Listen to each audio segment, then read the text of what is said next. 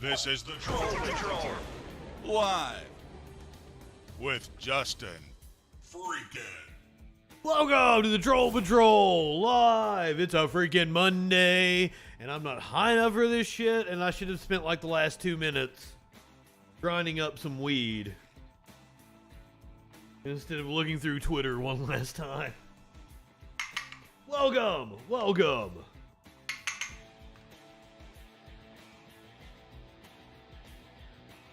Dustin, Voodoo, RB, Warlord, love all of your faces.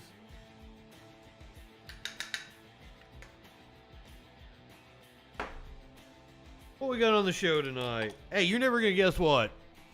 Biden made news in more ways than one last night when he gave his interview to 60 Minutes. First, he declared that the pandemic was over.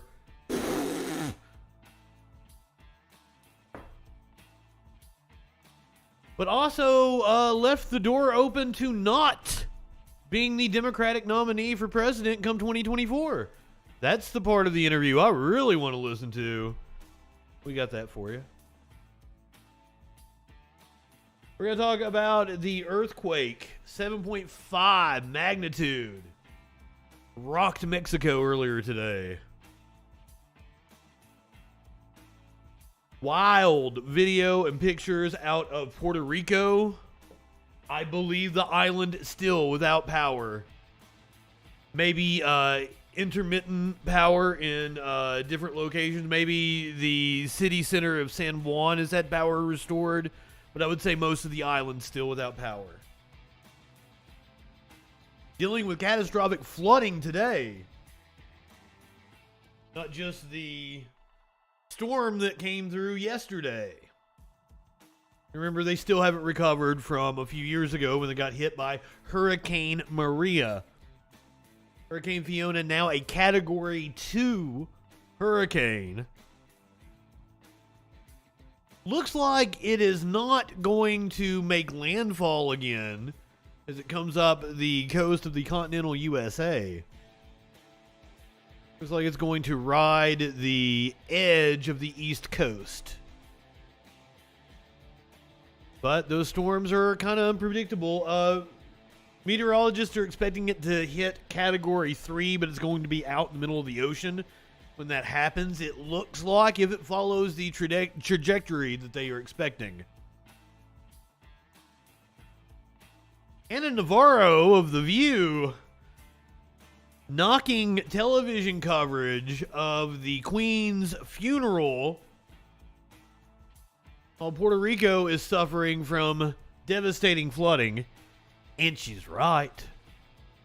Meanwhile, Trump taunted Biden for sitting in the back. Doesn't Trump know that all the cool kids sit in the back? God damn it. Trump taunted Biden for sitting in the back at the Queen's funeral. Here's your meme of the day. Hey, media winch. Fucking love your face. Your meme of the day, same energy. There's a picture of Elon and May, and there's a picture of Principal Skinner and, Mrs. Skinner. Did she have a name? As huge of a Simpson fan as I am, not being able to remember her name. Goddamn. Mother Skinner. Agnes, yes, thank you, Media Winch. Was drawing a blank. We got an Elon Musk story tonight. Guess what? Space storms destroyed a bunch of SpaceX equipment, and I'm here for it. Bee cakes. Also, we're going to talk about NASA was able to capture the sound of a meteor falling to Mars. So we're going to get to hear what the sound of a meteor falling on Mars is. I haven't listened to it yet.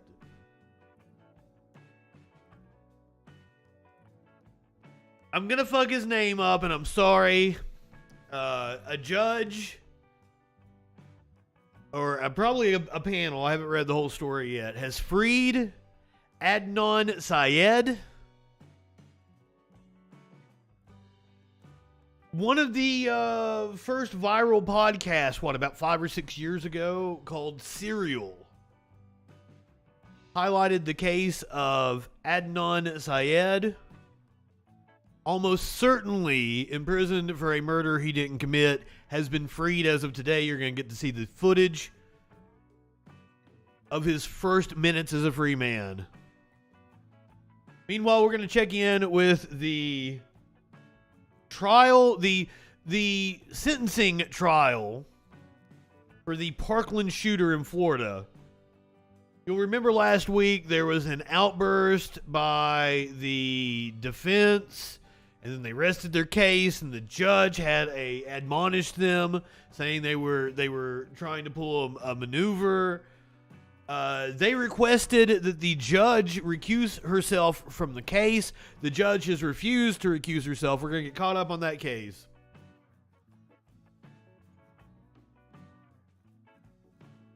Barbara Comstock, former United States representative, says that Trump and his cult, we're seeing the last gasps of Trump and his cult. I doubt. And I'm going to tell you why. Earlier today, Trump and his cult, or not Trump, I guess Trump wasn't involved. The Trump cult attacked a veterans crisis hotline. They attacked a veterans crisis. They shut down a veterans crisis hotline.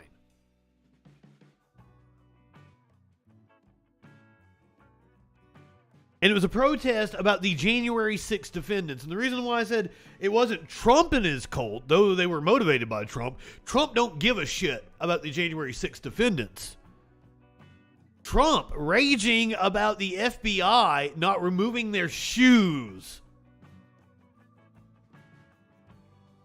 when they came in to remove the classified documents from Mar-a-Lago. Plus, Greg Gutfeld on Fox is going to tell us how he is all about book banning. Ray, good evening. A refusal of recusal. Oh God, that sounds like that's the start of a song in a Lin-Manuel Manuel. God, I'm fucking my own joke up because I forgot the dude's fucking name. Lin-Manuel Miranda? No. Lin-Manuel Miranda?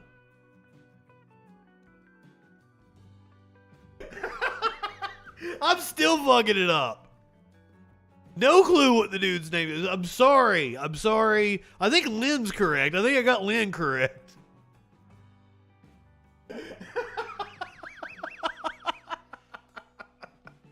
The dude that wrote Hamilton. The Hamilton guy, yes. It sounded, a refusal of recusal sounded like the start of a song in a Lin-Manuel Miranda. Yeah, oh, fucking goddamn. No, that's actually Lin-Manuel Miranda. That's not it. That doesn't sound right, does it?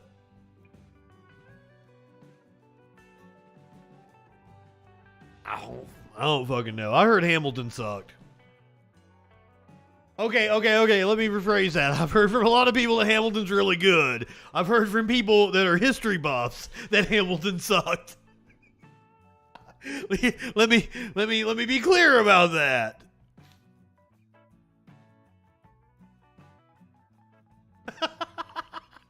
Okay, Media Winch. I have it. I have not watched it. Maybe one of these days. I am no fan of Alexander Hamilton myself. Fuck history, Hamilton rule. as one of my government professors in college said, thank Hamilton for the world that you live in. Or thank Jefferson for the fact that he was banging hookers in Paris, because we live in Hamilton's America, not Jefferson's. We would have lived in a more egalitarian America had Jefferson been a little more strident about getting his way.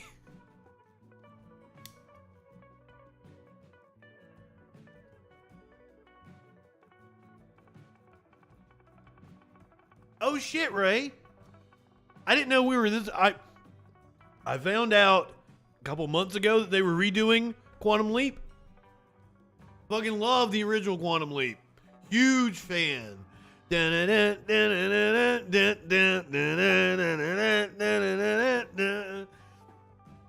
there is a history-based piece of media that I can get behind.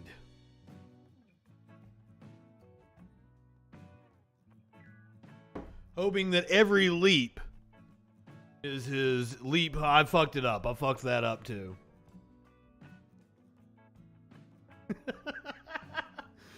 Oh goddamn. Like I don't know any of the casting or anything. Like fucking like it'd be cool if like he was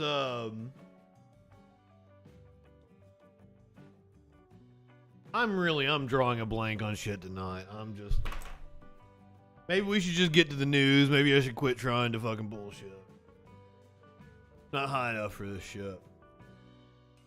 I just had breakfast and I'm still drinking coffee. That's the kind of mindset I'm in. I just had breakfast and I'm still drinking coffee. What's up, Squid? Always talking about the flatulence.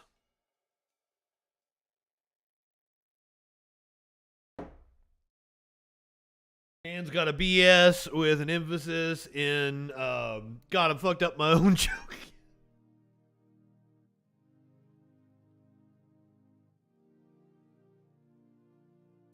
Seriously, I told that joke the other day and it was so good.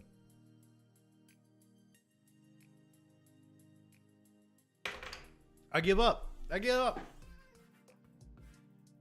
should just pack up the show tonight. I'm not thinking straight or something. And all I don't feel bad. Last night I was nauseous when we came on. I don't feel bad at all today. I don't know what's up with me. I'm just Swiss cheese brain today.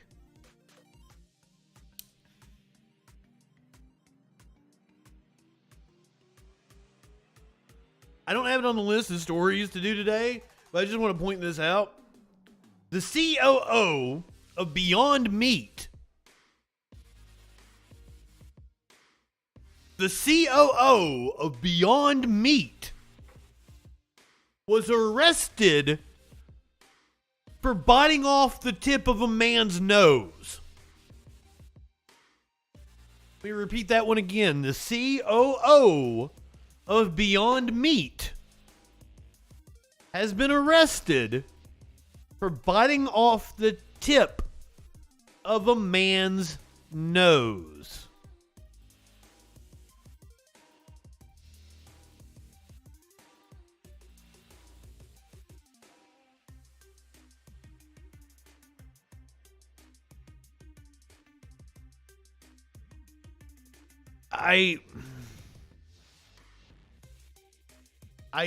Poaching would have been wild, but biting off the tip of a man's nose is also pretty crazy if you ask me. I don't know, Media Winch in here like flexing on brand names. I don't even know what she's talking about. She coming up here like acting like she's Bryson Gray with her Gucci shirt and her Yeezus shoes or whatever. She sent me the screenshot to where you could get that rip-off Gucci shirt. So you guys thinking he had the rip-off, or do you guys think that he had the actual Gucci shirt? But the actual Gucci one was $80, and the rip-off was like $26. Fucking pro audio. What are you fucking talking about? I ain't never heard of that fucking brand. We a Mackie household over here.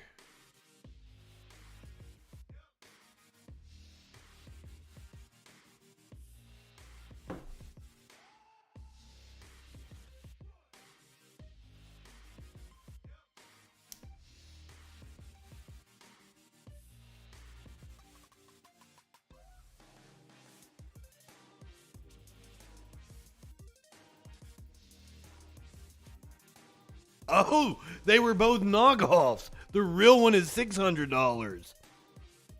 Oh, my bad. Bran, welcome. I'm glad you got your weed ready. I'm trying to smoke enough weed to get into this shit. Because unfortunately, the first couple of stories before we get into the fun shit are pretty heart-wrenching. But I guess we got to do it. Earlier today, Mexico was rocked by an earthquake, 7.5 in magnitude.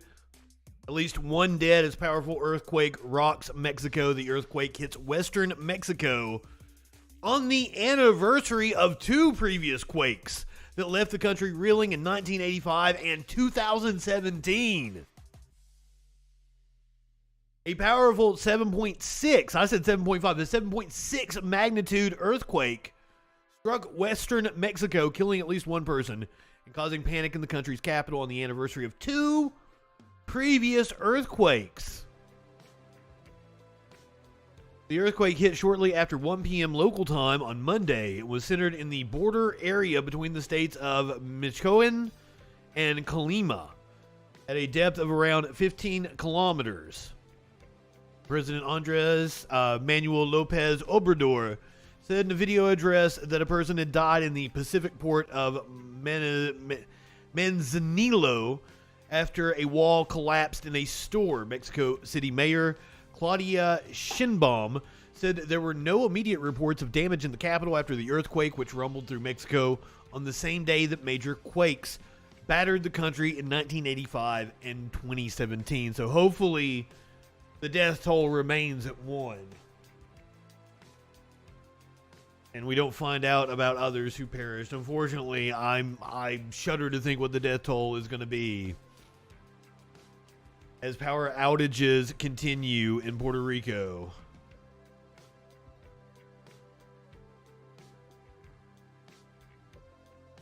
We got a little video here we can watch. The entire island of Puerto Rico was without power on Sunday as Hurricane Fiona made landfall and threatened to cause catastrophic flooding and landslides. Puerto Rico's Governor Pedro Pierluisi. Because of the storm's size, this storm will impact all of Puerto Rico. The flood warning for all of Puerto Rico is extended until Monday. The storm knocked out the territory's power grid, which remains fragile after Hurricane Maria caused the largest blackout in U.S. history in 2017. I think we have learned a lot from the last time. We didn't prepare because we thought nothing bad would happen, and look what happened. So this is why we really prepared this time and bought a power generator. The storm made landfall with good on you guys. sustained winds of over 85 Just miles. unfortunately, there's a lot of poverty on that island, and people aren't able to properly prepare. Power generator. The storm made landfall with maximum sustained winds of over 85 miles per hour, according to the National Hurricane Center. U.S. President Joe Biden declared a state of emergency Sunday. The move authorizes the Federal Emergency Management Agency to coordinate disaster relief. Authorities have opened up more than 100 shelters and are urging people to take cover. The storm is already being blamed for at least one death. Puerto Rico's ports have been closed and flights out of the main airport canceled. Torrential rains and mudslides were also forecast for the Dominican Republic as the storm progresses northwest, with the Turks and Caicos Islands likely facing tropical storm conditions on Tuesday. First or wrong? Welcome. Now they're saying tropical storm conditions, so maybe the actual eye of the hurricane is missing the island because it is supposed to reach Category 3 sometime tomorrow or into Wednesday.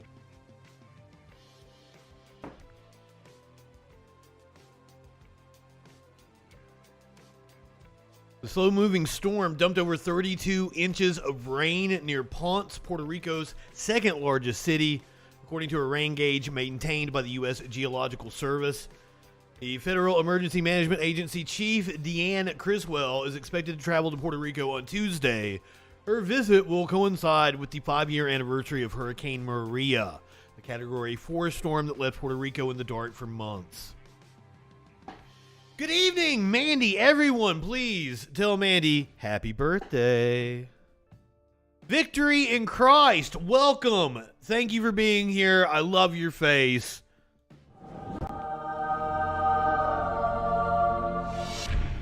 Rico. Suave. Anna Navarro of The View had some choice words for news coverage earlier today. I don't have the cable, so I don't know what it was like, but apparently it was wall-to-wall royalty this morning. Anna Navarro knocks television coverage of Queen's funeral during Hurricane Fiona. Anna Navarro, a political pundit and newly minted co-host of ABC's daytime talk show The View, slammed major television networks for their wall-to-wall coverage of Queen Elizabeth II's funeral on Monday, amid the devastation of Hurricane Fiona in Puerto Rico. Folks, I respect the Queen as much as the next person. I'm trying to say in her Puerto Rican Bronx accent, but getting completely wrong. I do not respect the Queen, though, however, Anna. I offer my condolences to the Brits and all who loved her, but can I please get some news and footage of the effects of Fiona in Puerto Rico? For those who need reminding, they are American citizens in distress. The View was preempted on Monday not by coverage of Hurricane Fiona, but by ABC's special coverage of Elizabeth's funeral.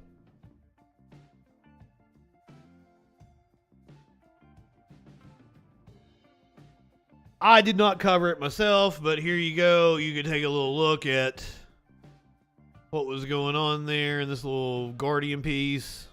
This is from the actual funeral.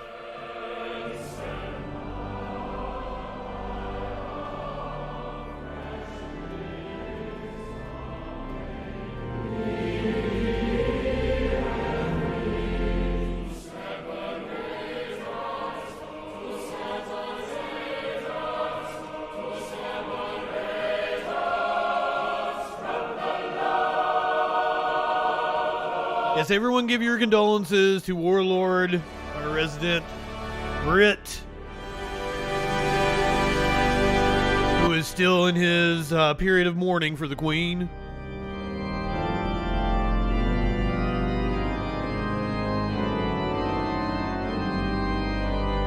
There's those diamonds I think they should give back to Africa and India again. Just saying.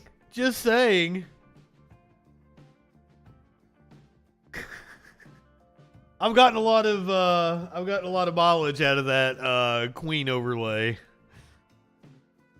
Meanwhile, here in the States, Trump back home in Mar-a-Lago is taking to Truth Social to truth out his thoughts on the Queen's funeral.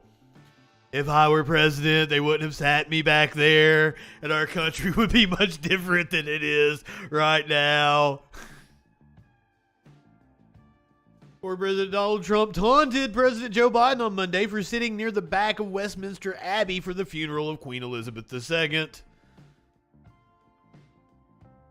Trump included an image showing Biden, who arrived late to the funeral, taking a seat near the back of the Abbey. You can see way back there. Trump even pointed it out with a visual aid for you. I don't know what is going on with the Mediaite website. It sucks.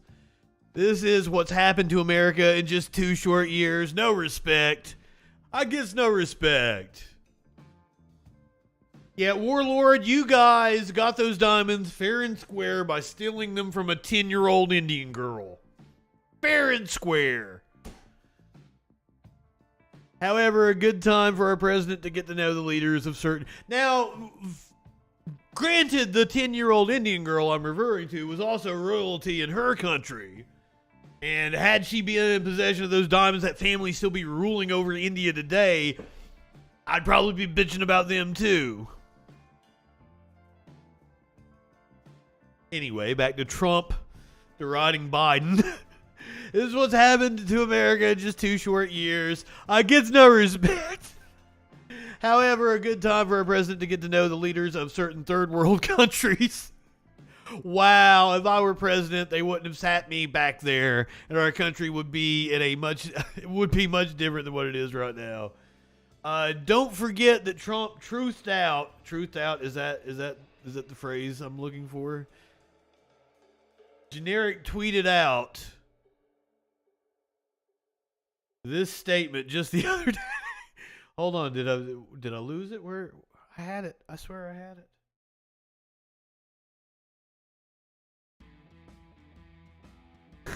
Why are people so mean? That was about 2 weeks ago on August 30th. And over the weekend, he tweeted this out about Chris Christie. Chris Christie and Roy Rogers at 11 p.m. in the evening trying to console himself. And I think it really is Chris Christie. Trump. Wondering why people are so mean. Am I mean, Warlord? What have I said that's mean? Guess you'll just have to cancel me, won't you? Up yours, woke moralists. We'll see who cancels who. Biden went on 60 Minutes last night and apparently left the door open to not being the Democratic candidate in 2024. Hear what he had to say. This is Scott Paley. Mr. President, you are the oldest president ever. Pretty good shape, huh? Which leads to my next question. You are more aware of this than anyone. Some people ask whether you are fit for the job. And when you hear that, I wonder what you think. I think he's so random dude being Chris Christie. Fair enough, but I don't know if that's oh shit, that's not the right one. I don't know if that's not Chris Christie. I mean, it looks like Chris Christie. You can't tell me that the body shape, the haircut, or is that just some random dude? Or is that Chris Christie? who apparently thinks that he stands a shot. So Google removed the ability to do a reverse image search, or at least you can't right click and do it anymore. So I don't know what happened there. Last couple times I went to do it, I was denied. But you are welcome to reverse image search this and tell me if that's Chris Christie or not. I would love to know. Producer Warlord, that seems like that's right up your alley. Anyway, back to, I don't think this is Scott Paley. I think Scott Paley is on ABC maybe. I don't know. I get all these crusty white dudes on the news shows mixed up. My apologies. Watch me. I mean, honest to God, that's all I think. Watch me. If you think I don't have the energy level or the mental acuity, then you know, that's one thing. It's another thing of just watch and you know, keep my schedule. Do what I'm doing. I think that, you know, I don't, when I sit down. Fair enough, Joe. Fair enough. Squid, have you ever had Roy Rogers? I wanted to, is Roy Rogers good chicken? Is Roy Rogers good chicken? I've never had a Roy Rogers. I've never been to an area where there is a Roy Rogers chicken. I want to know, what is Roy Rogers chicken like? Do people like Roy Rogers chicken? Or is it something like, would Popeyes have been better and Chris Christie is just like basic white bitch going to a Roy Rogers? I don't, Warlord, I don't have a Roy Rogers near me. I can't, that's why I've never had Roy Rogers before. I don't even know where to go to get a Roy. I think it's a Northeastern thing. I think I'd have to go to a Boston or a Rhode Island. Yeah, Warlord's just go to one. Motherfucker, you going to Germany isn't that fucking far. You going to Germany isn't that far as me going to fucking Texas. You're closer to like a gazillion other countries than I am to fucking Texas, dude. You understand geography, right?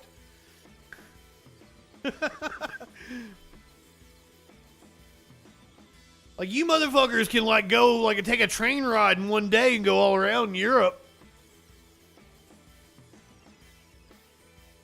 Fucking, I'm like 20 hours away from Texas. It's pretty much the same as Now. I can't let you, I am from Kentucky. I can't let you say that, it's pretty much the same as KFC. KFC has, 13, I do not like KFC at all. Oh, but fuck the Colonel. Fuck the Colonel. Down with our NATO allies and keep them together. I don't have them saying, wait a minute, how old are you? What did they say? Wade, good evening. I get it, the buffet. That old Fair expression, enough. the proof of the pudding's in the eating. I mean, I respect the fact that people would say, you're old. But I think it relates to how much energy you have and whether or not the job you're doing is one consistent with what any person of any age would be able to do. How would you say your mental focus is? Oh, it's focused. I say Is it? I haven't. Look, I have trouble even saying to myself, my own head, the number of years. I no more think of myself as being as old as I am than fly. I mean, it's just not, I haven't observed anything in terms of, there's not things I don't do now that I did before. What did he say? Then fly? Would you say your mental focus is? Oh, it's focused. I haven't, look, I have trouble even saying to myself, my own head, the number of years. I no more think of myself as being as old as I am than fly. I mean, it's just not,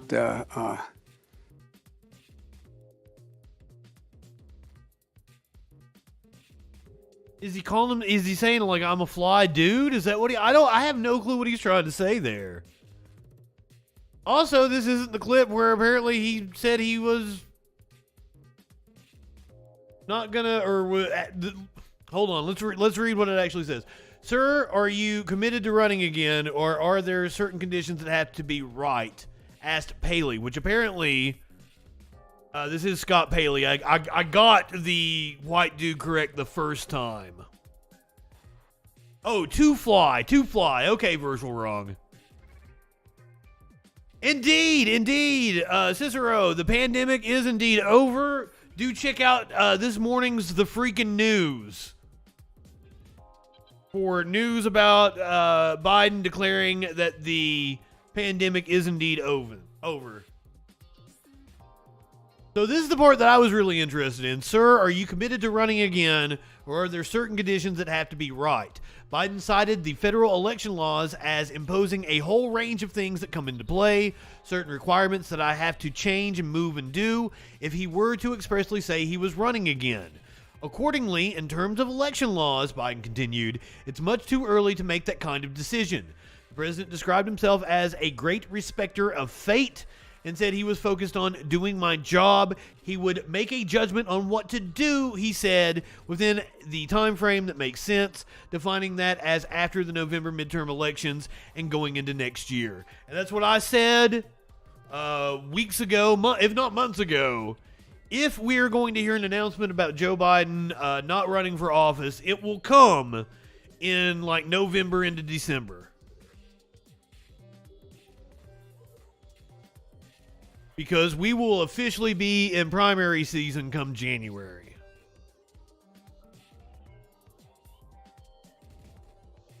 As I mentioned, I went over it on the Freakin' News this morning. Biden declared that the pandemic is over during that same interview with Scott Paley. Biden's comments about the pandemic widen public health split over how the U.S. should respond to COVID. Even as the U.S. prepares for a potential winter surge of COVID-19, President Biden roamed the cadaverous halls of the Detroit Auto Show for an interview on CBS's 60 Minutes, and gesturing to the mostly maskless attendees, told the nation the pandemic is over. We still have a problem with COVID. We're still doing a lot of work on it, he told correspondent Scott Paley.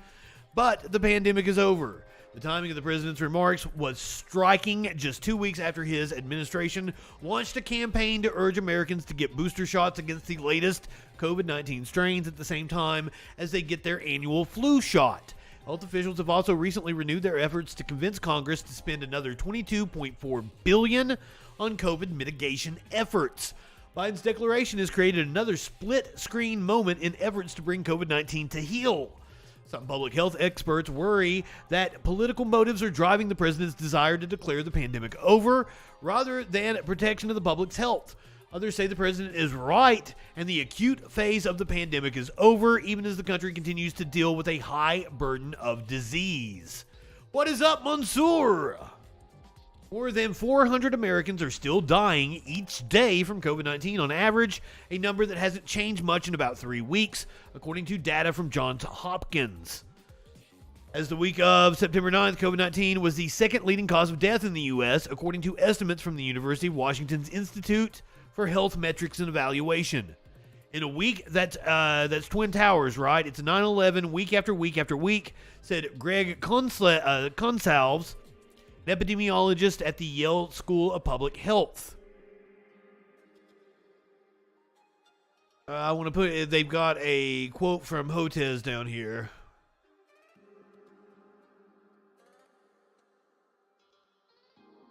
Ooh, they got a quote from Osterholm, too. What many public health experts fear, though, is that when the president says the pandemic is over, people hear that COVID-19 is over, and that's just not the case. This is according to Michael Osterholm, an infectious disease expert who directs the Centers for Infectious Disease Research and Policy at the University of Minnesota. Osterholm fears that the message just undermines efforts to get people vaccinated and boosted, promote access to testing and treatment, and yes, get them to wear masks in areas where COVID-19 transmission is high. Why would people now want to get their booster shot if the pandemic is over, he asked.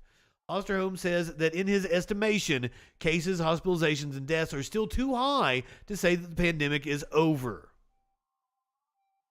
I missed the quote. The reason I saw this article was because Hotez shared it out and said, I have a quote in here.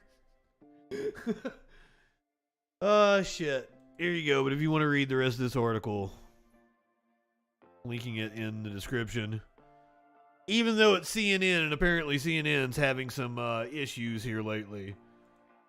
But we are going to go to CNN again. The more conservative rebranded CNN had former Representative Barbara Comstock on.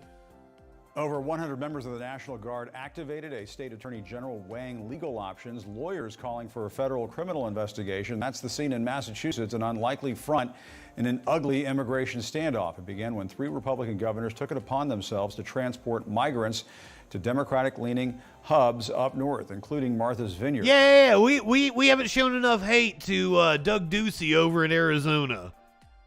We keep talking about Abbott and DeSantis, but fuck you too, Doug Ducey. Texas sent thousands of migrants to New York City, and here's what New York Mayor Eric Adams told CNN about the situation. We should be clear that this is, as it's stated, a humanitarian crisis created by human hands, and it is an all hands on deck moment where we're all supposed to come together and coordinate. Coordination during a crisis is something that we must do together, and that's the federal government that is also. Sir, this is the United States. Did you hear what you just said? Come on, man. We don't coordinate anything. We don't plan ahead. We just barrel through and do the bare minimum.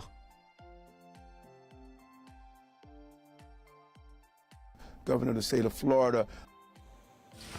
Let's bring in CNN political commentator and former Obama administration official Van Jones and former Republican Congresswoman Barbara Comstock. Van, we just heard the mayor of New York City there talking about how, at the very least, they're just not getting any kind of coordination with these governors before these folks these migrants are dropped off in this fashion. What do you make of what these Republican governors are up to? Well, I mean, it's really shameful. There is a way to handle something like this. Look, I think we need more immigration, not less. I mean, we probably, if we could get more people here working, it would probably help with inflation and everything else. The way you fix the immigration system is by hiring more immigration judges, more immigration lawyers, more resources for the immigration system. Not more Border Patrol agents, not more ICE agents. Our problem is the judicial mechanism being clogged up. But there is an orderly way to do it. Unfortunately, there's a complete breakdown. And what you need in a situation like this is for someone like DeSantis to convene the governors so he could use the National Governors Association, a bipartisan group, and say, look, we can't do anymore. We need your help, and you coordinate it. That's not what they're doing at all. They're just doing these stunts and these ambushes, which they're basically trying to score political points. They're making a point, they're not solving the problem. And so it's actually, they're kind of, I would say, you know, using... And then the crazy thing... Border towns that do need help. I keep trying to click in the middle of the video, it's not working. The crazy thing is that their political stunt didn't work.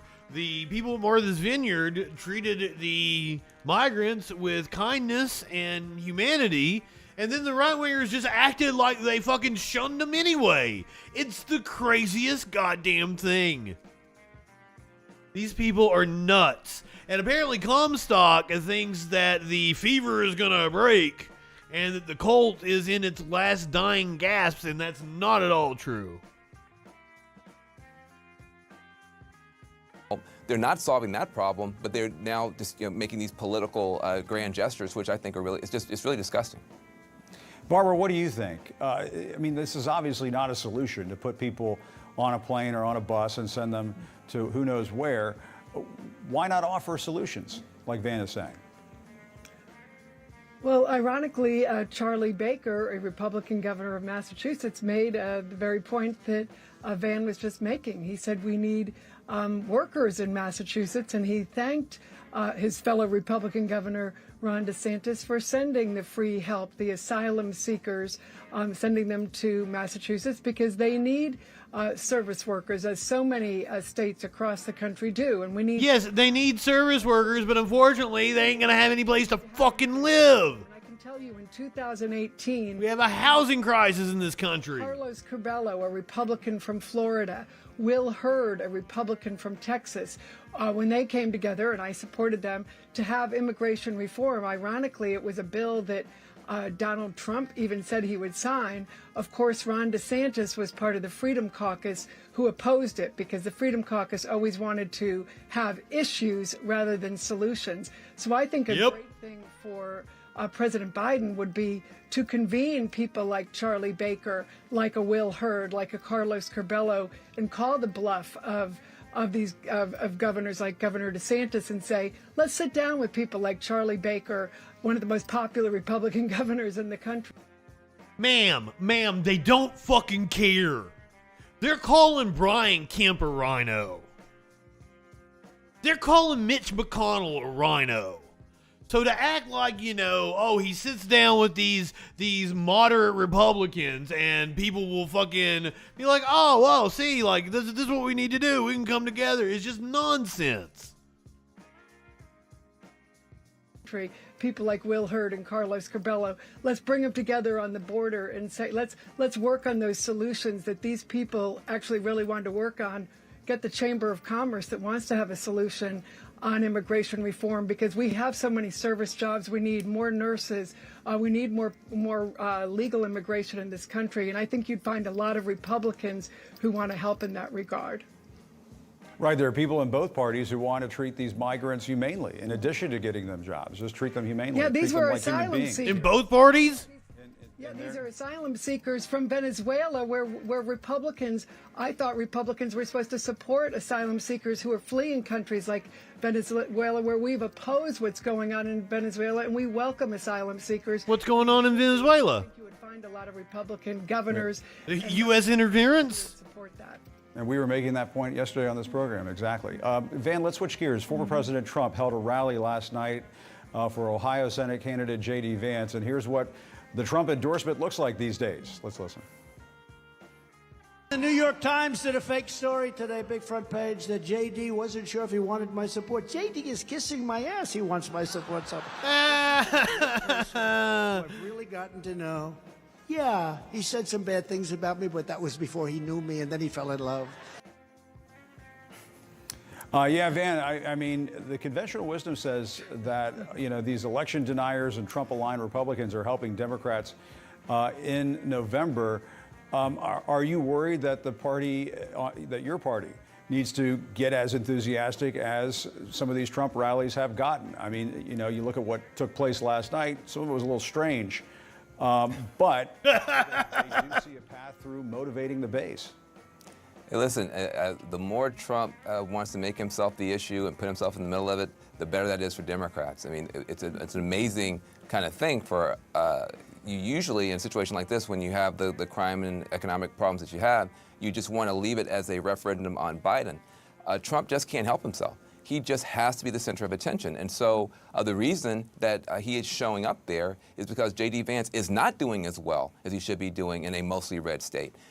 But basically, Donald Trump becomes, he thinks he's throwing a life raft, he's throwing an anvil. Because also, it looks like we've gotten some nonpartisan polls out of Georgia. Looks like Warnock is up by about 2 points. It's still way too close for comfort. To a candidate as bad as Herschel Walker. But I'll take it. I'll take 2 points. The more you make it about Trump, and the more you have Donald Trump saying, this person is in my pocket so much he's kissing my you-know-what. Look, that may be great for a rally. It's not really great for an election. And so the more that Trump wants to make himself the center of it, I think the better it is for Democrats. Yeah, Barbara, I mean, what do you think? Was that helpful to J.D. Vance at all? No. I thought that was an in-kind contribution to Tim Ryan. We watched some of the chat during the Trump rally when we were doing the Trump rally live the other day, and the chat was very much like, J.D. Vance is a rhino. Fuck J.D. Vance. Like, some people were supportive, but overall, I would say 70% were just, like, hostile to the idea of J.D. Vance. Mox, good evening. And the Democrat, I mean, it made J.D. Vance look like a mouse, not a man. It was humiliating. And that rally last night, it was a QAnon fest. It was playing this strange QAnon music. They were all sort of, bowing to, I think Marjorie Greene was there talking about the one true leader they have to be loyal to. And it actually was not very well attended. It wasn't the usual, so I think this is a dying, cult, not I do think this is an embarrassment. And if I were, J.D. Vance is really a shell of a person to be there bowing and scraping to somebody who he rightfully attacked, just to... And what she's talking about was she was talking like the nods to QAnon and shit. And like this is we watched this clip last night. This is really fucking weird. Fucking shit. This salute they're doing towards the stage while that music played, and Trump like did some weird ass speech about his grievances. It was so odd, and like it reminded me of this. Indivisible, with liberty and justice for all.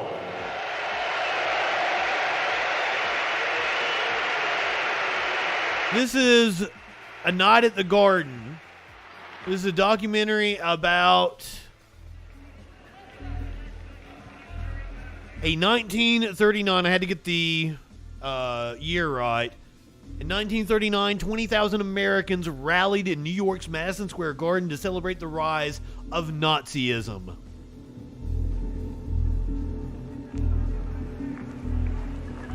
Exactly, Mox. Like, it's some kind of QAnon thing, but like, even the people who cover QAnon are like, that's kind of a new one to me. Come before you tonight as a complete stranger.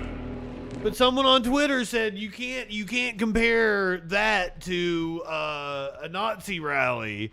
That's doing a disservice to the Holocaust. But, like, this is Madison Square Garden, 1939. Show me the difference between this and the Trump rally we watched on Saturday. Madison Square Garden, 1939, a night at the Garden. A lot of people don't even know that this happened. I highly recommend everybody go watch this. It's just like a little 7-minute film. These people are out of control, though. Let me tell you what they did earlier today. They attacked a veterans crisis hotline. Trump supporters shut down a veterans crisis hotline. Now, we're reading from the Daily Coast. This was the only place that I could find that had like all the information together, but it's a little bit of an editorial. I wanted more of a news article. But once again, this just happened earlier today. One of the things that the mostly white January 6th defendants are experiencing for the first time is how slowly the justice system can move when you are considered too dangerous to release back into the public. The general angle that most insurrection apologists have taken is that the attempted coup d'etat of our nation's Capitol building on January 6th was no harm, no foul violation of civility. Things got out of hand. While many of the people there were talking about hanging Vice President Mike Pence and stopping Congress from making the electoral votes of the 2020 presidential election official, things got broken because everyone was having a grand old party time. The fact is, these MAGA folks broke a lot of laws. Most of the laws these folks broke, running the full gamut of trespassing and vandalism to outright sedition, are federal laws. As such, right-wing fascists have been crying about how they are being treated by the legal system.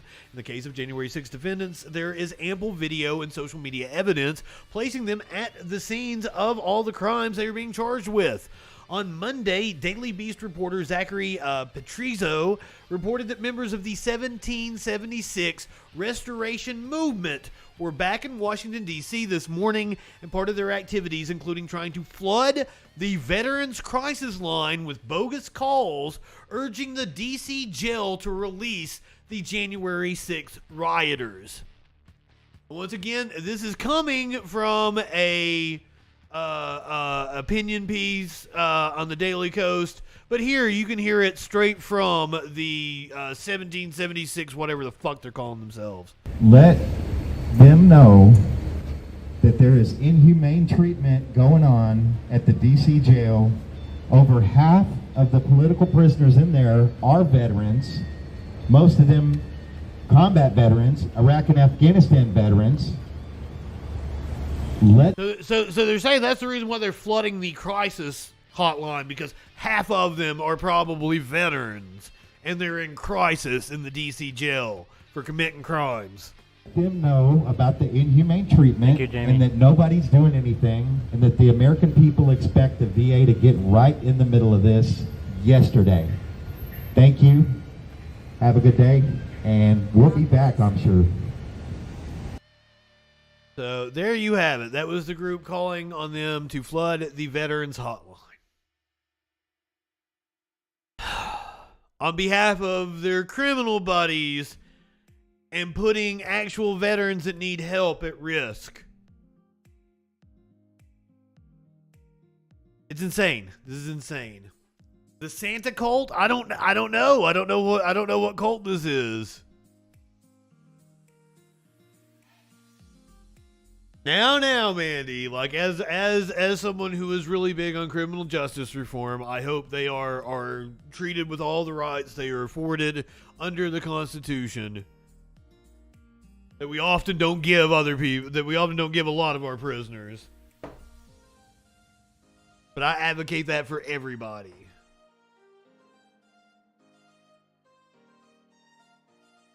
I understand. I get the sentiment, and I like. As a commentator, I can't do it because then, like, you know, hypocrisy, blah, blah, blah, blah, blah. It's like some people had talked about anti-vaxxers not receiving health care. Like, that's not turning them down for health care. No, I want everyone to have health care. I want everyone to have universal access to the best health care possible. And I will never change my stance on that because I am not a hypocrite. But you do you, like... You're not likely to have your words used against you in a debate. I'm just saying. What's the Michael Brooks saying? I need to incorporate this into my life far more. Be ruthless with systems and kind with people. Be ruthless with systems and kind with people. And I need to live by that a lot more in my life.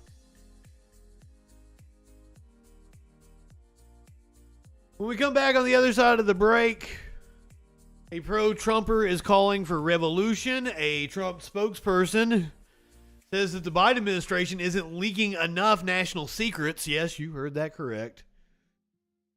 We're going to go to Greg Gutfeld on Fox, who says that he supports book bans.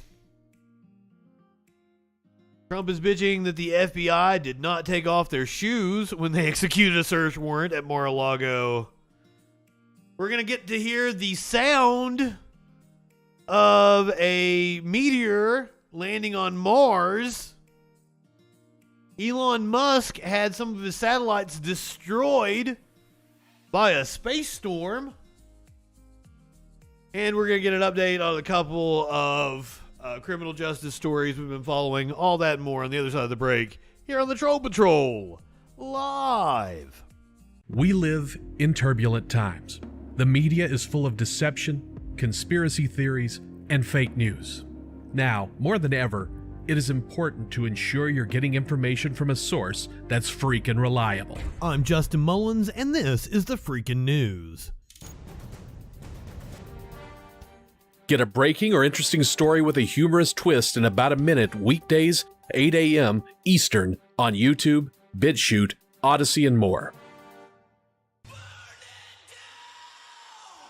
This is WWE superstar and multiple-time champion Seth Rollins. Seth is one of the top wrestlers in the industry, and never in a million years would I expect that Seth would be spying on me, or at least following me on social media. You see, a few years ago, around 2015 or 2016, Seth started referring to himself as Seth freaking Rollins. Now, Justin, you may say, your name is Justin Freakin.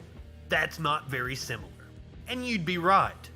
But I actually rebranded myself as Justin Freakin after Rollins blatantly stole my gimmick. Before last year, I went by Justin Freakin Mullins. Justin Freakin Mullins. Justin Freakin Mullins. I am on film and audio, calling myself Justin Freakin Mullins several years before Seth Rollins. And if we take a trip in the Wayback Machine, we can see that I've actually been using the appellative since I was in high school. If this was Seth's only offense, I might let it slide. But recently he started referring to himself as the Monday Night Messiah. I wonder where I have heard something like that before. I am the new media messiah. I am the new media messiah. Self-proclaimed new media messiah. The new media messiah. So, Seth, since you and the WWE are clearly paying attention to me, consider this video your cease and desist to stop infringing on my intellectual property. And issue me a check for a cut of that sweet merchandise money. Obviously, you and the WWE are big fans of my ideas, so maybe you should offer me a slot on the creative team. Anyone who has watched Raw in the past decade knows you could use the help. And if you're watching this video and you're not Seth Rollins, check out the links below to learn how you can contribute to my legal fund.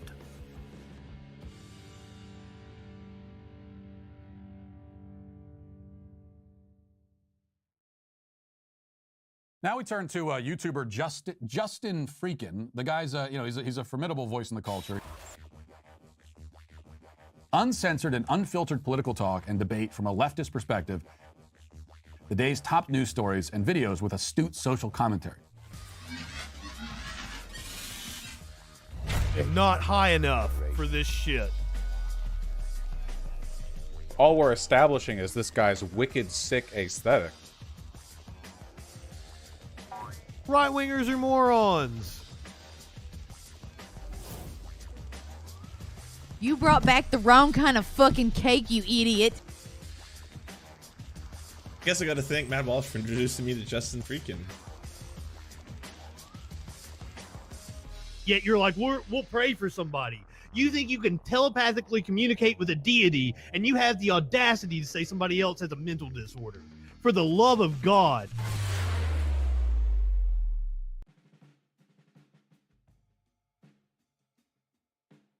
If the cocaine isn't this white, I don't want it.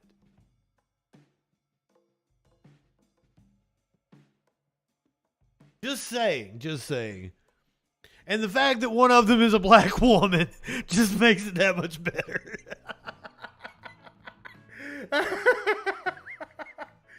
Oh, because Ben Shapiro, Charlie Kirk, and Candace Owens are incredibly white. Because you get that cloudy cocaine, it means it's been cut with something. You want your cocaine pure. My God, is Ben Shapiro short. But also, I don't know that somebody hasn't manipulated this photo somehow. Charlie Kirk's face is really small. Ben Shapiro is really short. Like, I don't know if Charlie Kirk is freakishly tall.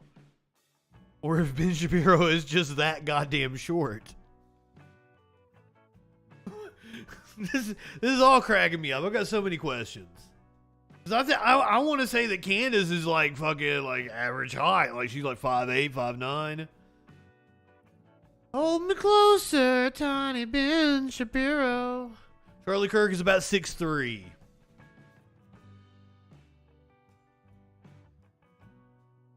So 6'3" is pretty tall. That's above average. So Ben Shapiro, what, 5'5", 5'6"? Candace 5'9", something like that. That look about right. I don't know. I'm not good with numbers. I'm not good with measurements.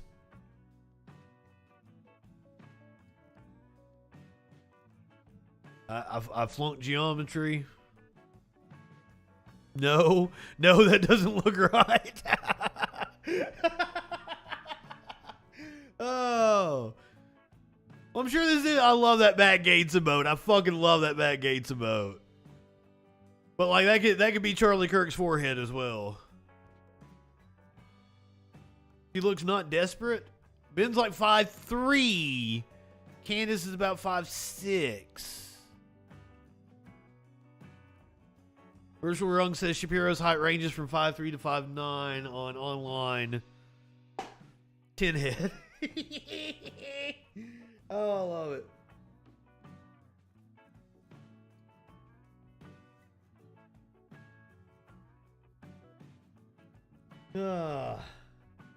Not high enough for this shit. It's bong. Oh, she let socks in here. Kevin F7. Thank you for being a freaking follower. Kevin is what they call my cat whenever he's being a little bitch. He socks whenever he's being sweet. Socksy boy, come here. The stream wants to see you. Come on, buddy.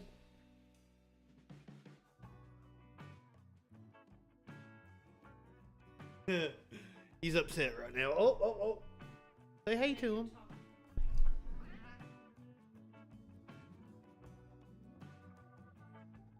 He was not happy about that at all.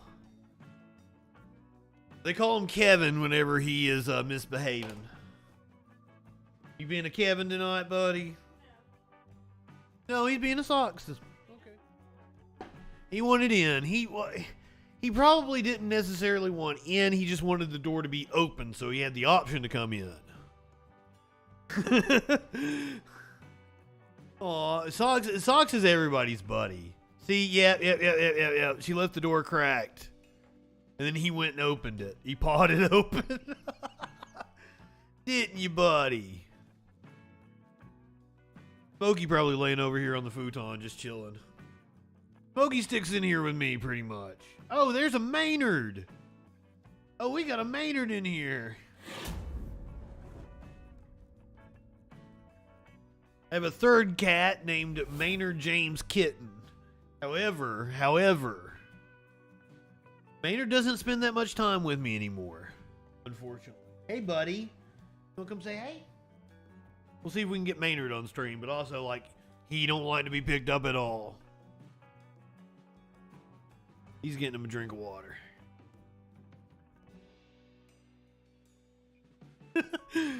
Anywho. Hey, buddy, come on. Come on, bud. He knew I was gonna grab him. Asshole. Not high enough for this shit.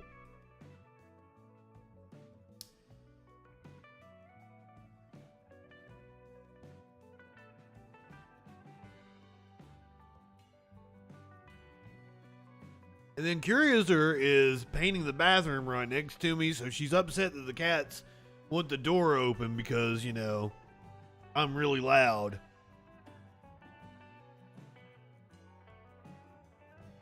IMDb says Candace Owens is 5'6.5".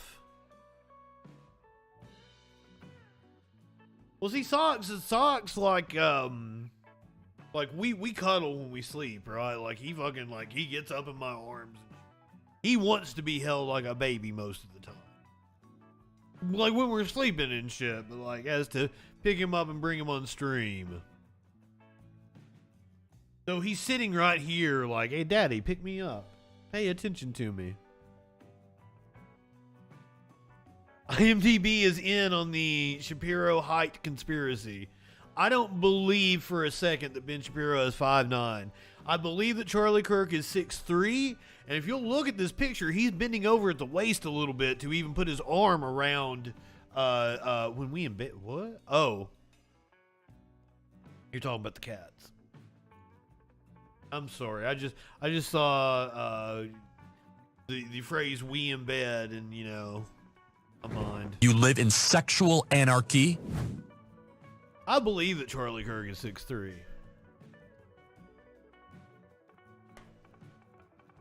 I'm moving on. We're moving on from this. It's too much.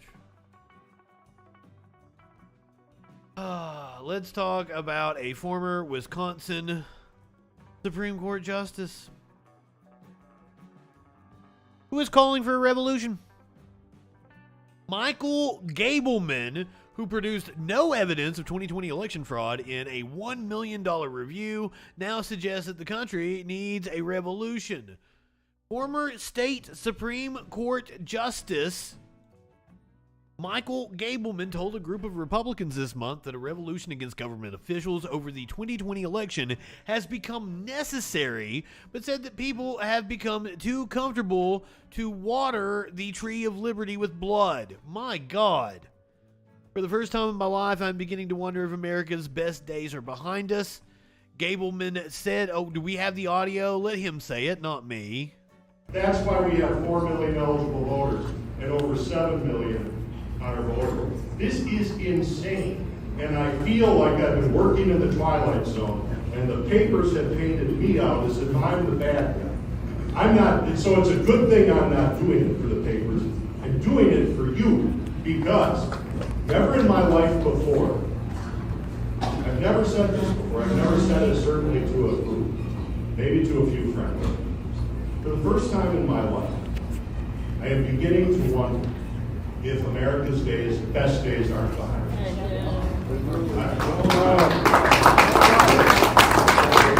I don't know, but I'll tell you what, our comfort is holding us back from taking the action that's necessary. Yeah, true. Our forefathers, our foremothers, they've created such a beautiful paradise, it should be, of material. Look at the food we have tonight.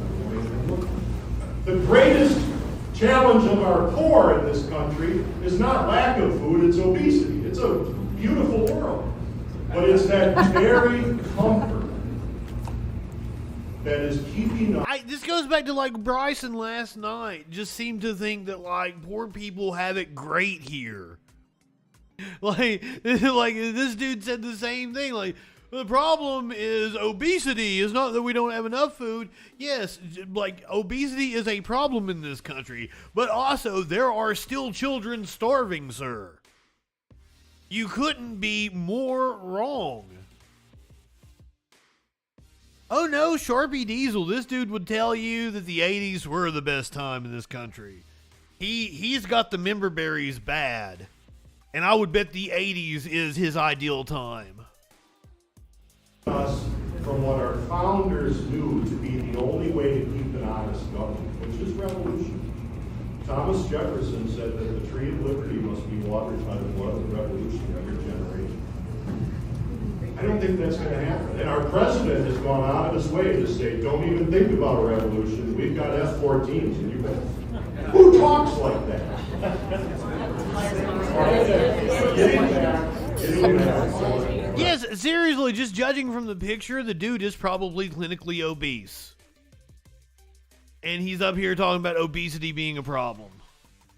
Supposedly. So what they did, when Zuckerberg sent all of his employees to the Milwaukee City Clerk's office, to Green Bay, to Kenosha, to Racine, to Madison. No, RB, I disagree with you there. Reagan was an actor, hired to play a part, controlled by the Southern Dixiecrat types, hired by the Southern Dixiecrat types to play that part.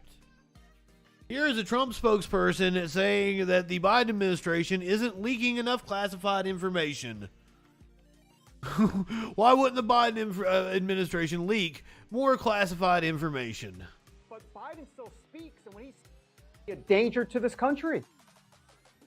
Absolutely. Where are the leaks, by the way? You know, these fraudulent leaks in the Washington Post and the New York Times, still smearing President Donald J. Trump, 18 months later. Where are the leaks right now about what's happening from the White House dealing with our national security with this man sitting in the Oval Office? Good point. I mean, this is so scandalous. But Biden still speaks, and when he speaks, it could be a danger to this country. So as I understand what she was trying to say, she thinks that there should be whistleblowers coming out of the woodworks talking about how bad Biden is. But none of them are. Which isn't an indication that Biden maybe isn't as bad as she thinks that he is.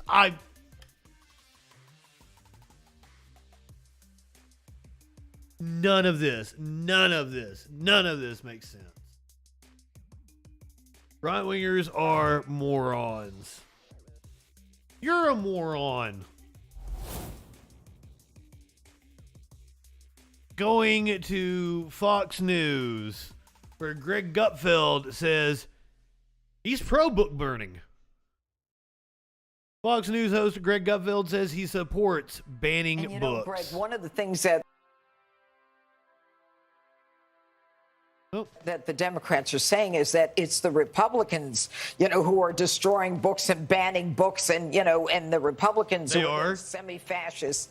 All the analogies are there, but the books that they don't want their kids to read have to do with, and I put it on my show. I mean, crazy stuff about sex that's just totally inappropriate for grammar school. You don't want to get between a parent and their child when it comes to those kind of issues.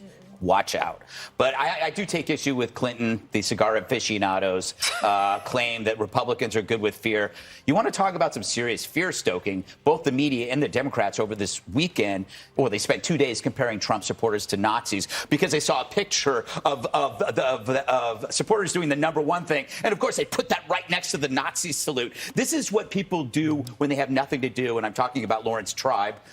We could very easily do this with Obama rally. Hey, I did that earlier, sir. I showed I played a nut at the rally and showed how similar it was. And it's not just that one thing, Greg Gutfeld. It's not just the finger in the air. It's the rhetoric that Trump is employing and the people that he is demonizing that also echoes back to the Nazis. We could have done it with BLM protests. We could do it with rock concerts because everybody's got their hand up. But we don't do that because we have better things to do. Fear is an effective persuasion technique. 60% in a recent poll of Democrats actually believe that Trump supporters are an existential threat to democracy.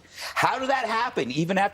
How did that happen? They committed a coup, an attempted coup on the country. We just watched a video of one of them calling for violence. And this is just one of the many, many videos that we have seen of Trump supporters calling for violence. They've tried to interfere in the elections numerous times. How did it happen? Gutfeld. Sharpie Diesel, good evening. Thank you for being here. After Joe said he was only talking about a couple of Republicans, it doesn't matter because what he did in that speech and what the January 6th theater did was propagate the idea that there's some millions and millions of anonymous, unseen masses of violent white people, right? It worked so well. This is the interesting point. It works so well that pollsters can't get an accurate reading of Republicans because their beliefs are forced into silence.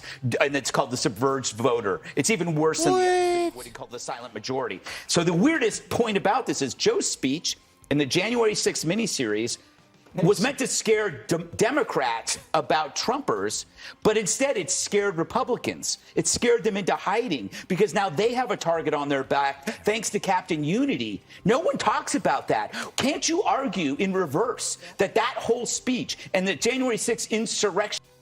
Have you guys seen any right-winger go into hiding in the last couple months? Have any of them, shut up now? Have their speech been chilled? Greg Gutfeld saying this on national TV earlier today. This was just a few hours ago. Action theater was nothing more than incitement against a bunch of people who are just not going to vote for you, and that was enough to go after them. That's what we're seeing here right now. And you know what? I don't think Bill Clinton ever would have gone down this road, but when you have somebody like Biden claiming he's for unity and then smearing half the population using fear as a tool, you got to call that out.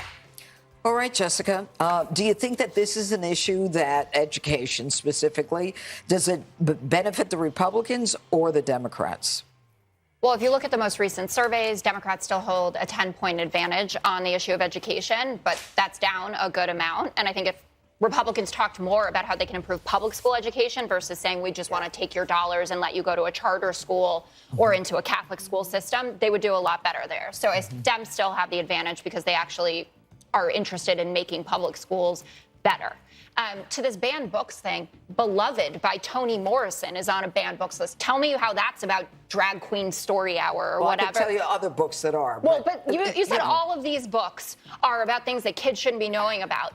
There's a portrait of the life of a slave in this country. How does that end up on a banned book list? And those are things that people in the middle, independents, moderate Republicans, and Democrats are asking. Why has that been looped in with CRT? Maybe because and the people are doing they're nutty. Maybe there's two examples. Maybe those people are nutty. Or maybe it wasn't age appropriate. I have not read Beloved. Maybe there's something in there that's not age appropriate. Read it tonight and you get back to me No, tomorrow. I'm not going to do that. You should actually. What do you mean age appropriate? It's just in the fucking library so teenagers can check it out. You're saying that you brought two examples that no one's heard of. You brought two examples. Dana was nodding along with me. She heard that Beloved was on a banned the book. nodding along defense. But the point is that the books that involve sex education, let's talk about that, is inappropriate. It's everything under the umbrella. Beloved is about race. I it's understand everything that. under the woke umbrella. But fine, and that's everything under the woke umbrella. Jesus Christ. What sex educate? Goddamn, Judge Janine, go have a drink. Everything is getting shoveled into this when CRT means a very specific thing. It's a legal framework that they use to analyze laws in this country to see where systemic racism had been disadvantaging people traditionally. Well, that's what it's about. It's not about a lot of the things that Republicans I just seem to remember when your side denied that it even existed. Right. And now that we know that it exists, you're saying, whoa. It's all about the law. No. Once again, he is just making shit up. We've always said that it was a legal framework. We knew what we were talking about. We always said that your panic over it is just nonsense. God damn it. Socks, buddy.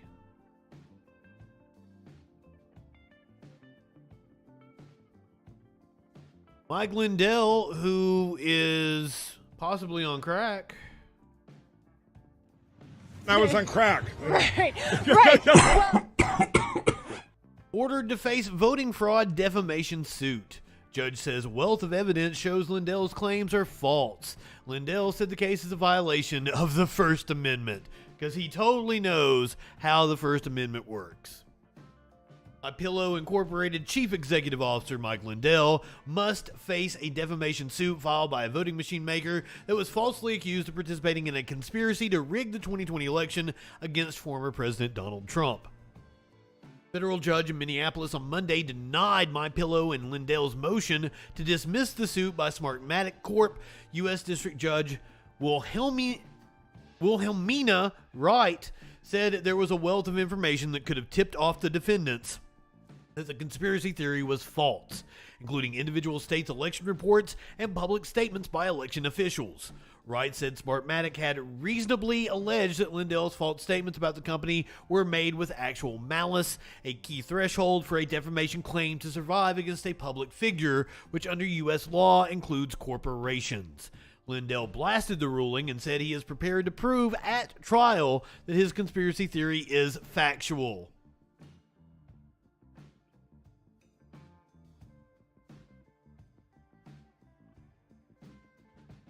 These judges are making horrific decisions, letting these cases move forward. Lindell said by phone on Monday, they should never move forward. It's disgusting. It's a violation of my First Amendment rights. I was on crack. Right. A legal case moving forward is not a violation of your First Amendment rights. God, right-wingers are stupid.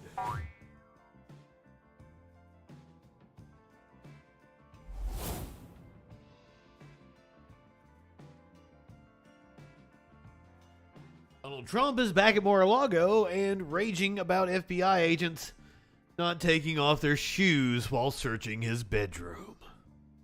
On Sunday night, former President Donald Trump took to Truth Social to fume about the FBI's raid of Mar-a-Lago, accusing agents of not taking off their shoes when searching his bedroom. Trump announced earlier on Sunday that he would soon be heading to Mar-a-Lago. He wrote that he wanted to see the unnecessary ransacking of rooms and other areas of the house, adding that he felt totally violated. Several hours later, Trump said he had arrived at his Florida residence and had a long and detailed chance to look around the property.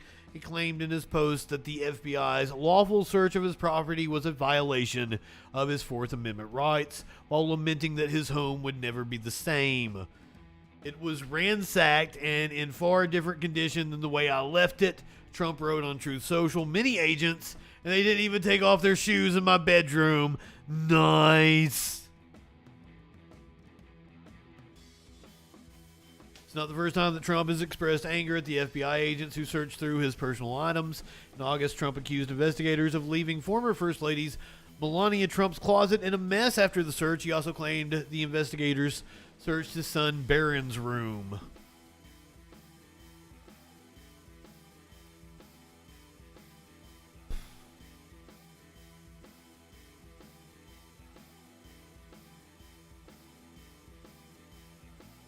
Speaking of legal cases in Florida, that was a horrible segue. Horrible segue. We want to let we covered on Thursday the sentencing trial of the Parkland shooter. The defense rested its case when they had scheduled at least another day of hearings and had witnesses scheduled. The state was not ready to make its case that day. And the judge went off on the defense. The defense in the case filed a motion on Friday for the judge to recuse herself. Today, the judge says she will not recuse herself. We're going to get the update from Law and Crime here. I'm interested in this because after we watched the outburst in the courtroom, I went and looked up. These are public defenders that were appointed to represent Cruz. So I have a lot of compassion for them because I think they are doing the Lord's work, as they say. These are very overworked and underpaid people representing people that need legal representation but can't afford it. It would be different if Cruz's family had a lot of money and they'd hired high-priced attorneys and they were trying to pull stunts in the courtroom. I don't know what the reasoning is that the public defenders couldn't go forward on Thursday. But I'm going to cut them a hell of a lot of slack because I looked it up and they make about $53,000 in Florida. And if you're living in Miami, that's not a hell of a lot of money. Especially if you're living in Miami and you spent fucking 10 years in school. So $53,000 is not a lot of money, and they had a very high-profile, high-pressure case thrown in their laps. And this case is not that... I don't want to say it's not that big of a deal. Because to the families, it's a very huge deal. But what we're talking about here is they're making an argument of whether he is going to get to spend the rest of his life in prison or if he is going to get the death penalty. That is the only thing that this trial is set to determine. Cruz has pled guilty already. This is not a trial for anything other than to determine if he's going to get the death penalty. So that catches you up on what's going on. So let's hear from Law and Crime. You know something breaking, because if you're just joining us, some news out of Florida moments ago in the Parkland shooter trial, as the judge has denied defense motion for her to disqualify herself. That happened in writing, like I said just moments ago. We're going to get to that in a moment, as recess from that is going to return at 3 p.m. Eastern time. This is certainly an interesting new development here. Marie, I want to get your immediate thoughts on this. What's your reaction? I'm not surprised that she said no. Basically, they filed a motion asking her to decide whether or not she is unfair to them, and that contentious relationship that they have would impact her ability to give them a fair trial. So they're asking her to put herself on the fire.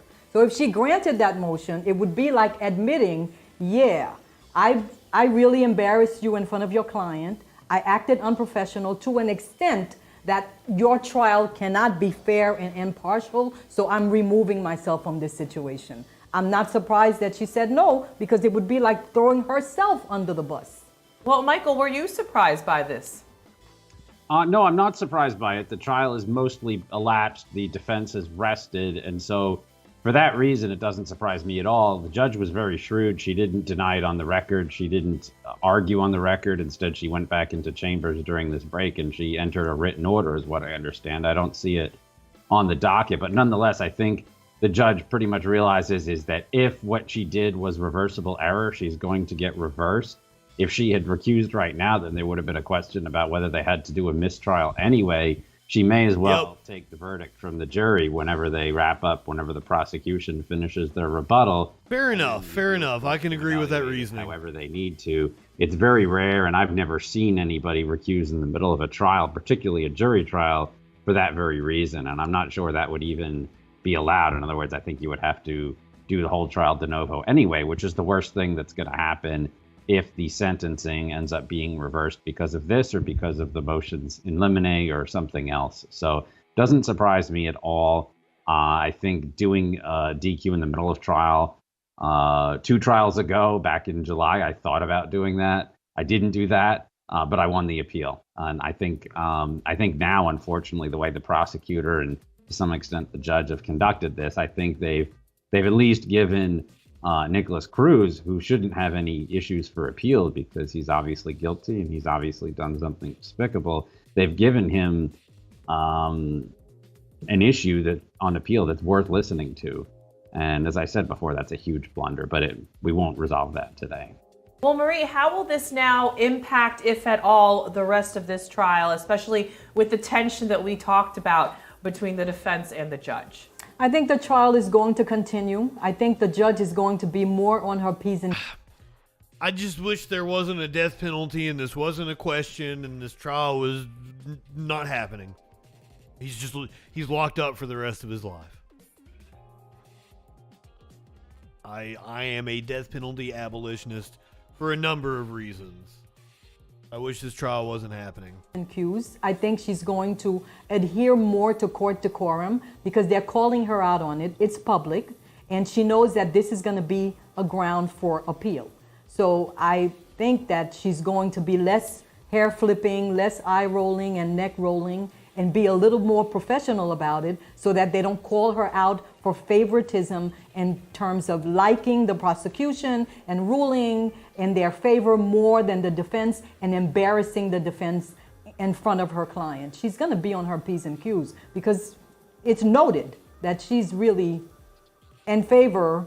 She should have from the beginning. It's a high-profile case. I think that the defense kind of checked the judge, like checked herself and said, all right, now you need to settle down. You can't treat us a certain way. Let's go back and try to have some normalcy here. Because in a way, it was getting out of hand.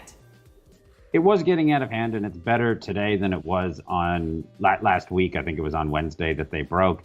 I don't think it's perfect, but I think the situation is what it is. What's truly critical is not what happens at a sidebar or not what happens when the jury is... But I just like normally like I would give a judge a lot of leeway, but this woman has been incredibly mean to, once again, public defenders who had this case, which is incredibly high pressure, incredibly high profile, thrown in their laps. They are overworked. They are underpaid. So I'm a little upset with the way the judge has behaved. What's truly critical is if there's something that happens that the jury sees. The jury is the fact finder of first resort in this case, subject to review by the trial court judge. And obviously the defense is not going to get any help from the trial court judge in this particular case. But the jury is the fact finder. These are non-lawyers, and they're seen, right, wrong, or indifferent, as being more impressionable than lawyers or judges. And for that reason, it's really what happens in front of the jury that matters.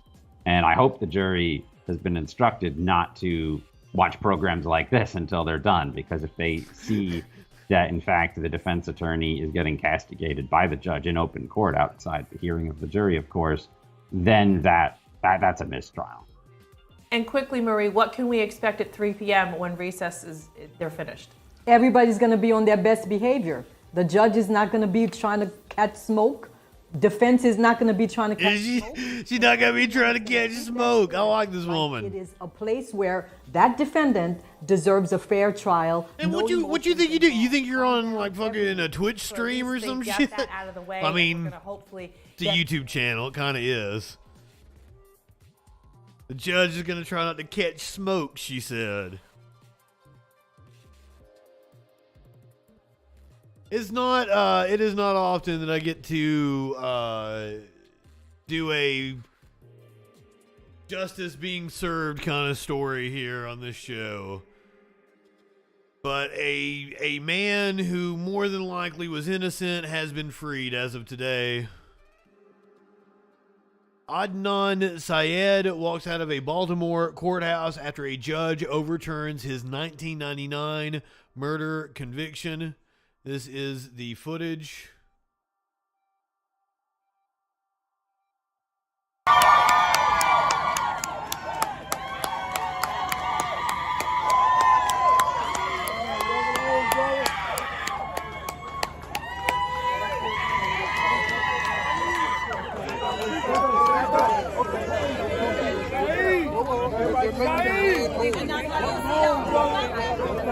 spent over 20 years in prison. You are seeing his first minutes of freedom. Since like Clinton was president.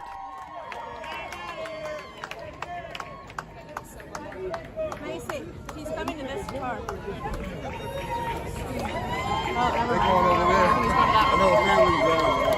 Family's jumping in here.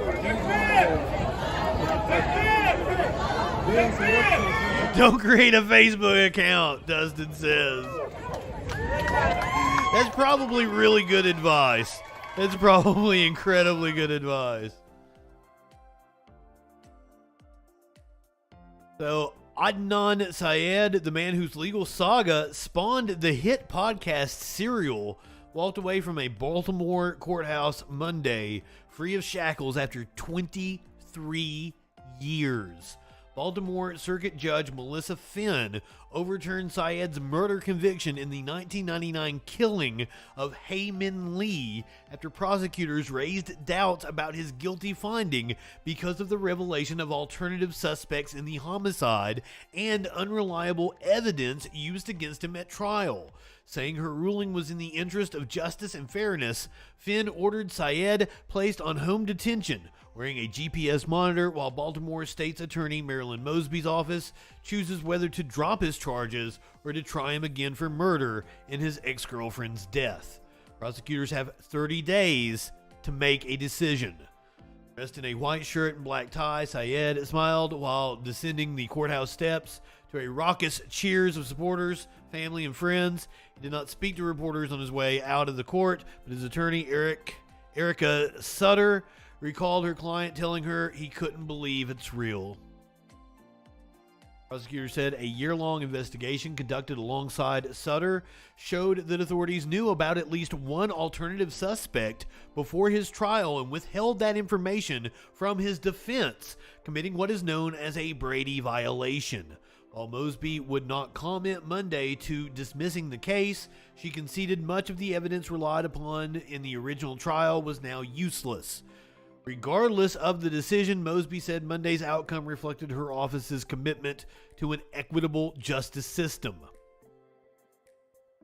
Maryland Attorney General Brian Frosh, whose office represented the state for Syed's various appeals, released a statement after Finn's ruling saying there was not a Brady violation and there were other serious problems with Mosby's office's motion. Frosh's statement did not elaborate. Neither the state's attorney, Mosby, nor anyone from her office bothered to consult with either the assistant state's attorney who prosecuted the case or with anyone in my office regarding these alleged violations, Frosh said. The file in this case was made available on several occasions to the defense. Lee, 18, was strangled to death and buried in a clandestine grave in Leakin Park. Authorities at the time said they suspected that Syed, her ex-boyfriend, struggled with her in a car before killing her. The state's theory then was that the popular honors student at Woodland High School couldn't handle it when Lee broke up with him. He was 17 at the time of his arrest and has been behind bars since. Syed, now 41, has always maintained his innocence. Sutter declared her client innocent in court and decried prosecutors for withholding evidence that could have proved as much for decades. If that evidence had been disclosed, perhaps Adnan would not have missed his high school graduation, his pre-med plans, or his 23 years of birthdays, holidays, family gatherings, community events, and everyday moments of joy. In court, Syed was stoic when Finn ruled. His family members gasped, embraced, and wept. The audience gallery erupted when the judge adjourned court. Earlier, the hearing assumed a tense tone after an attorney representing Lee's relatives asked for a postponement, saying his clients who live on the West Coast hadn't been given enough notice to attend the hearing. Finn denied the motion but paused proceedings for 30 minutes so Lee's brother could find a private place to patch into the hearing by video. Allowed to speak before the attorneys, young Lee said he felt blindsided and betrayed by the prosecution's decision to seek to vacate Syed's conviction. He choked up as he spoke to the judge. "This is not a podcast for me. This is real life." Lee said he respects the criminal justice system but described his and his relatives' enduring grief. He said he's not against continued investigation, but Syed's conviction should stand.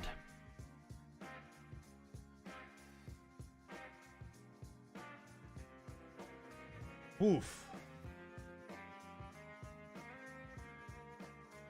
Let's get another feel-good story. I mean, I guess it's a feel-good. Spending 23 years of your life behind bars isn't much of a feel-good story.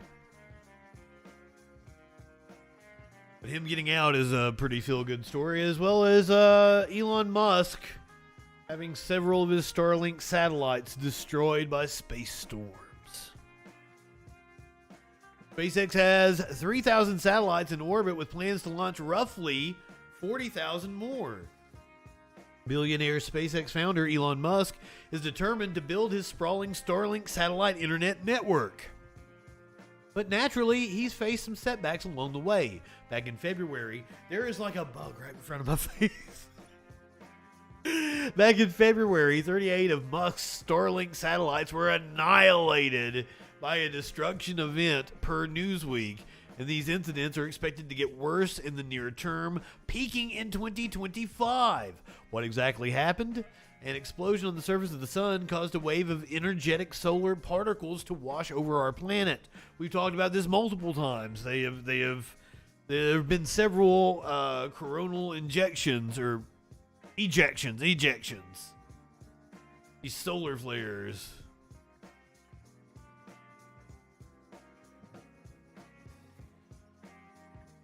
It's amazing to me anything that Elon Musk does works.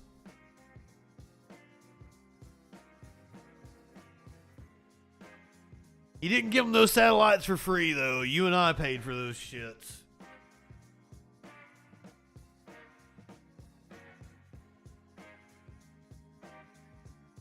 A study published by researchers in China and in the U.S. in August revealed the economic toll. Tens of millions of dollars. Still, in the grand scheme of things, the loss was a minor bump in the road for SpaceX, which has more than 3,000 Starlink satellites in orbit and plans to launch approximately 40,000 more. Coronal ejaculations. Thank you, RB. That was the correct terminology. I appreciate you. You live in sexual anarchy? Now, this is the story I've been waiting for all night. We're going to get to hear the sound of a meteor hitting Mars. NASA's InSight lander captured the bloop sound of a meteor falling to Mars. And we get to hear it. We get to hear it. Are you guys ready for it? I'm going to give you a chance to turn up the volume. I'm going to turn off the music here.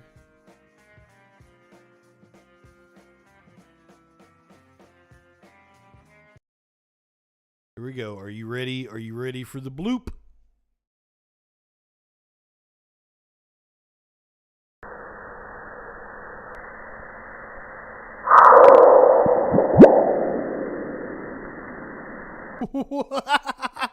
Oh, that really was a bloop. That really was a bloop.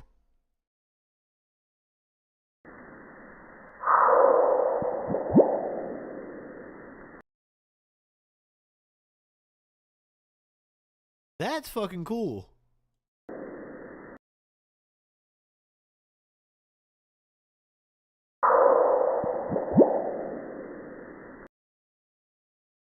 It hits the atmosphere, explodes, and pieces hit the ground.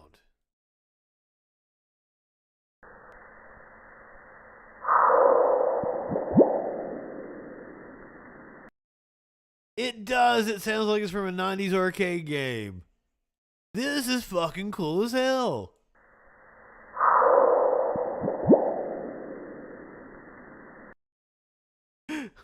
Why did I'm assuming it has something to do with gravity, why it makes that noise.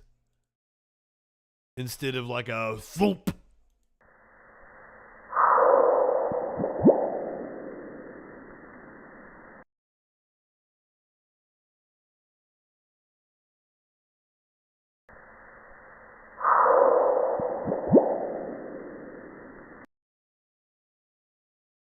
Like, I've heard like a heartbeat before, and like it's more of like a at the end, isn't it?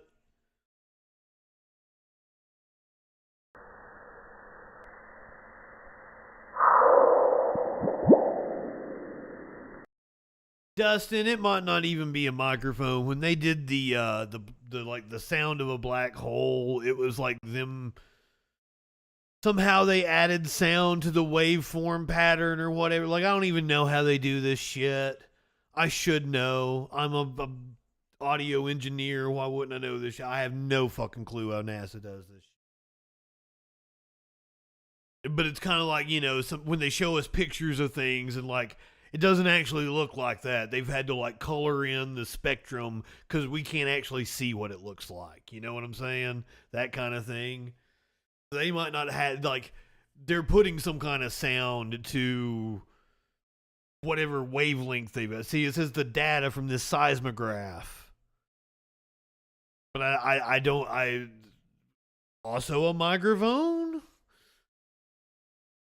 I'm going to link you guys to this video in case you want to go and listen to it again.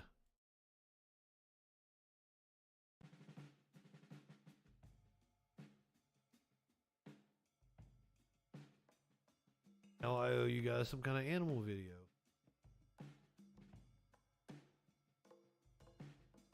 I gotta go to the Discord and pull one.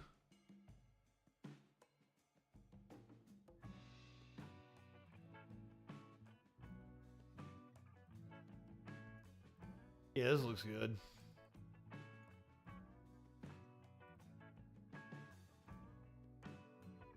Guess it's not.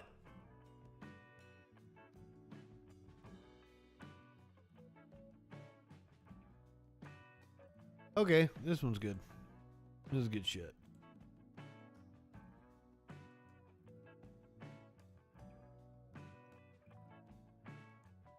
This a otter and a duck?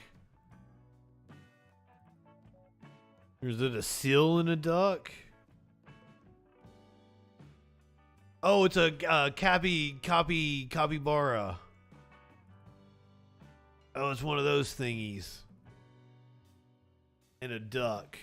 In the capybara or whatever the fuck it's called.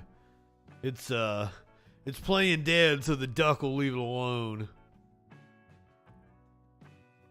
It's playing possum.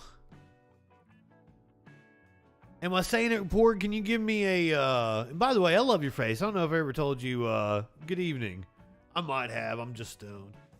Can you give me a phonetical pronunciation? Capybara? I mean, I guess I could look it up myself, couldn't I? Not like I don't have the internet in front of me. What an idiot I am.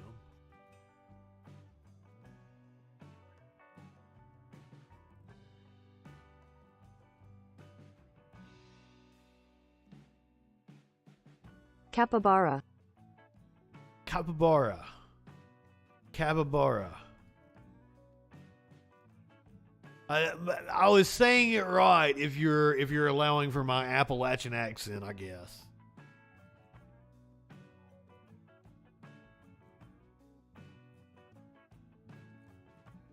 If you allow for the hillbilliness to come through. Which I'm not ashamed of my accent. I'm not. Guys, I hope it's okay. I hope this boss fight will be okay. It is totally okay. Let's see where we're going. We're gonna go hang out with Squid.